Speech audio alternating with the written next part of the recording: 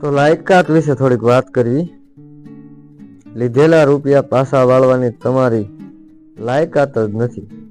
Sorry, અમારી bank તમને કોઈ જ મદદ નહીં કરી શકે.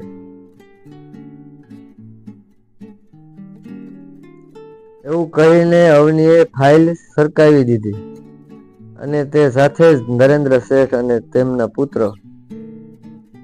આરવના ચહેરા પર જાણે કાળી શાહી ઢોળાઈ ગઈ.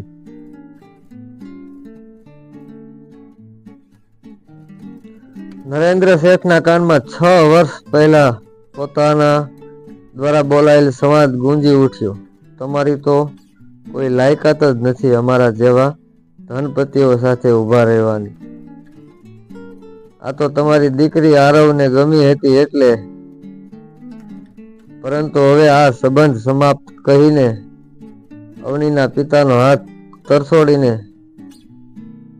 નાના અમથા કારણસર માંડવે ઉભેલી અવની તરફ નજર નાખ્યા વગર જ ચાલતા થયેલા આજે 6 વર્ષ બાદ પોતાની ડૂબતી શાખ અને બિઝનેસને બચાવવા લોન માટે અલગ અલગ બેંકના ધક્કા ખાઈને અહીં ખૂબ મોટી આશા સાથે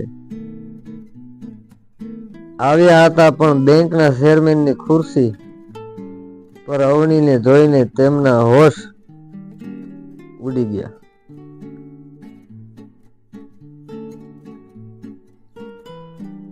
તો અવનીએ પિતા પુત્રને ખરી લાયકાત બતાવી દીધી. આવી જ રીતે બોલતા પહેલા થોડો વિચાર કરવાની જરૂર છે મિત્રો,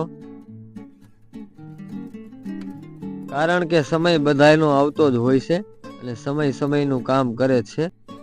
અભિમાની અને ઘમંડી લોકોનું પરિણામ છેલ્લે આવું જ કંઈક હોતું હોય છે.